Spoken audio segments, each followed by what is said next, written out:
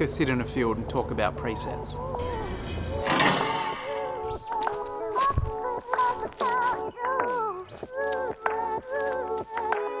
I made some presets. Yeah. Welcome. I want to announce that I've made some presets, and I want you guys to know you guys are following me on my YouTube channel for a reason. You clearly like my photos. So I've made presets, and I want to let you guys know that I've made some presets. And they're based around, the concept is film. Hear the birds? It's like literally the sound of nature. I want to let you guys know that the concept is a bit of a film look, and this has just come out of my style as it's naturally progressed. I've liked the warm tones. I'm drawn to the film look. I'm drawn to pulling down the dehaze slider, and also pulling down the clarity. And if you do that, I find it just takes a little bit of the digital look off my images, and I find that's a nice way to approach photography, is taking that digital look off slightly, dehazing it, bringing down the clarity, and sometimes adding a bit of grain depending on what happens in your story of your image. If they've got character and it feels like it needs to add grain, then add the grain. But the concept of my film presets is the JB film presets is warm tones, natural looking presets that complement the story. Now JB1 is quite a warm. It's quite a warm setup. It's quite a warm tone, and it'll up the shadows, bring down the highlights. There's a little bit of grain to it. It's really nice in like a morning setting or an afternoon setting when the sun's out. It just warms up the image and it creates this inviting look, and I really like it. But don't forget that the moral of the story is producing the story, is creating the story that's in front of you. It's creating the story, shooting the story, and owning the story. That is the most important thing always. Whatever preset you put on it is going to complement your style. Make sure that it's complementing your style, and you want your style to be consistent. So that's preset number 1. Preset number 2, JB Film 2, is reduces the highlights, changes the blue hues in the skies to be a bit warmer and a little bit darker, and it brings down the shadows slightly. And it's a nice outdoor film preset. I would say you could use it sort of mid to late morning, and even during midday, and I like it. And then the preset number 3, JB Film 3, is again a bit more of a warmer tone. We're upping the shadows. We're adding a little bit of grain to it, and it's across this neutral tone of warmth in my images. And you'll see that as you guys would know, it's like a consistent theme in my photos is that warm tone, and I really like it. For me, I find it inviting, and I find the sort of images that I'm drawn to, and that's the way I wanted to create these film presets. I put everything into these to make these nice, warm, slightly grainy, and just complement the story. Now, JB Film 4 is also, it's a little bit more into the red zone. It's creating a red tinge. It's bringing in warmth, adding some red in the highlights and in the shadows. It's reducing the blue hues. It's dropping the highlights, also dropping the clarity and the dehaze. The shadows are coming down, and it's a nice preset for that late morning again when you have direct sunlight. And what you may need to do is just adjust the tone curve of the skin tones. I'm going to be honest, not every preset is going to smack bang. Not every preset is going to hit the photo that you've taken. There will need to be adjustments. It's a solid foundational base for your images, and then from there, if it's too warm, just dial it down, bring down the warmth, or whatever you have to do to create your consistent style and your tones and the colors that you want. But clearly, if you're following me and you want to buy these presets, you like my work and you like the warm tones and the film look, and that's what I thrive. That's what I thrive to do. JB Film 5 is bringing down the greens. It's bringing down the highlights, and I've intentionally made the green hues a little bit darker, because even though I live in the southwest here in Dunsborough and there's green everywhere, I try to avoid it if I can. It's quite hard. When it's there, I'll just bring down the green hues and make them a little bit darker. Bring down the opacity, or bring down the luminance, of the greens.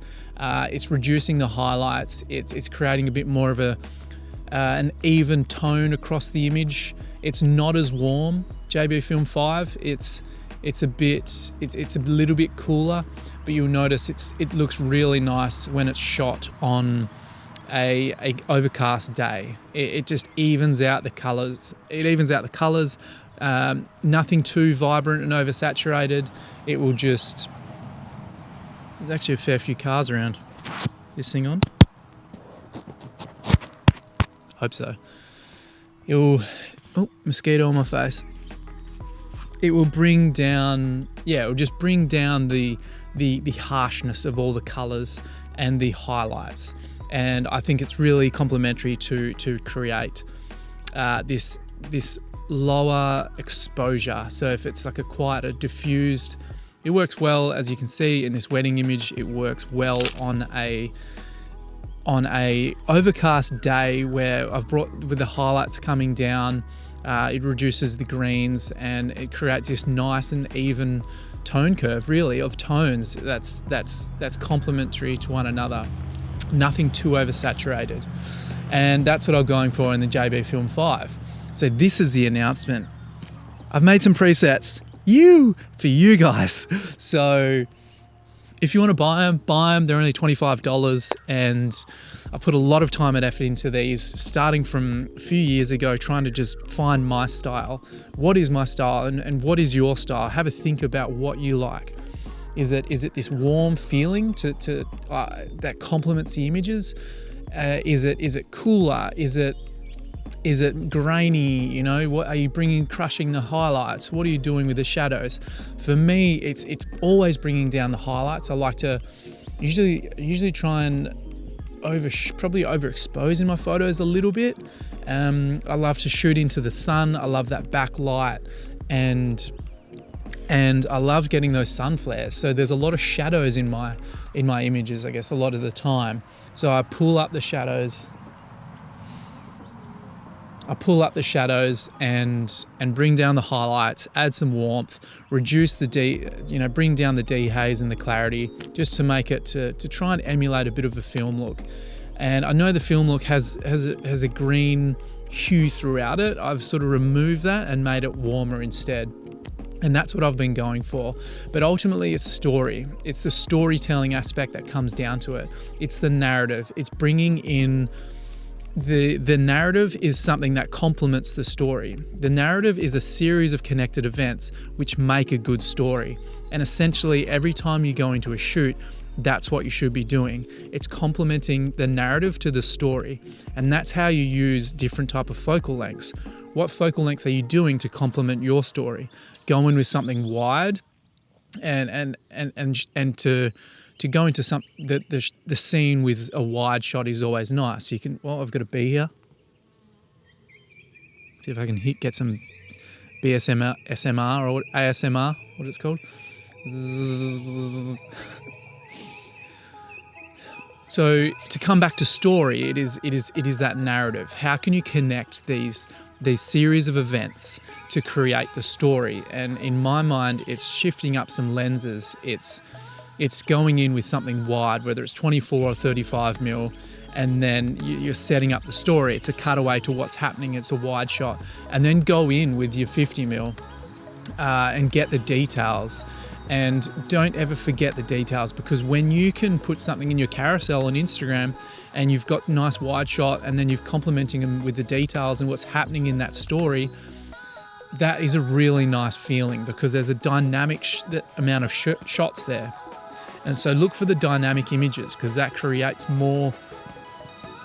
The dynamic images creates more intrigue, it creates more questions, it creates more intention, and it brings the viewer in. So always look to shoot wide, tight. And then if you want to go in, if you have an 85mm, Canon sent me one last week to do a campaign that I'm about to film.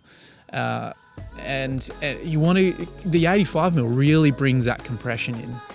And so use that compression, use that 1.2 to separate the subject from the background. It'll be nice and compressed. They'll be separated with that 1.2 in the bokeh, and the background will fall away and just create this beautiful depth of field. So use each lens to your advantage and be intentional with each lens, because that's why they're created.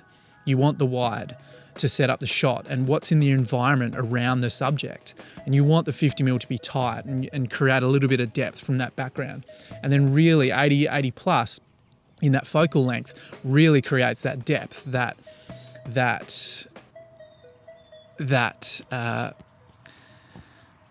compression. You know, the higher the lens, the focal length you go, the more compression the background comes. Speak to my mic. The higher the focal length you go, the more compression. Let's see if we can do this.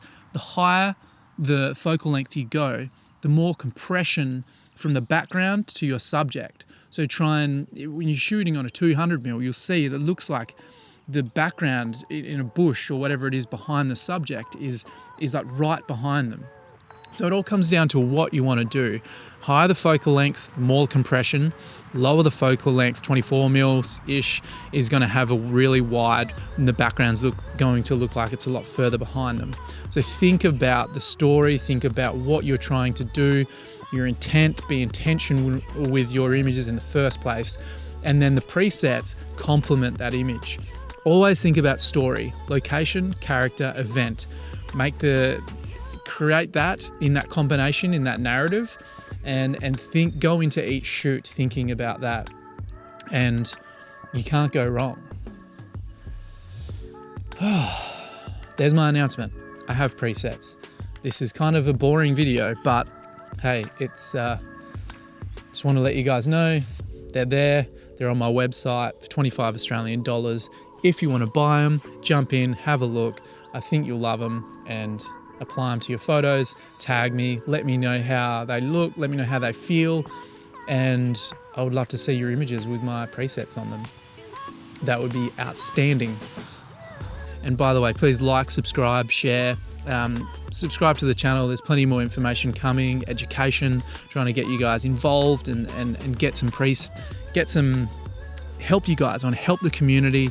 Want everyone to become better photographers. That is what we're striving for, to become better photographers, better storytellers, and that's all we can do. And fuel our passion of photography and make that a career, because that's the dream that comes true, right? Appreciate you guys, and we'll see you on the next one, which is hopefully going to be a photo shoot. Thanks a lot. Catch you later.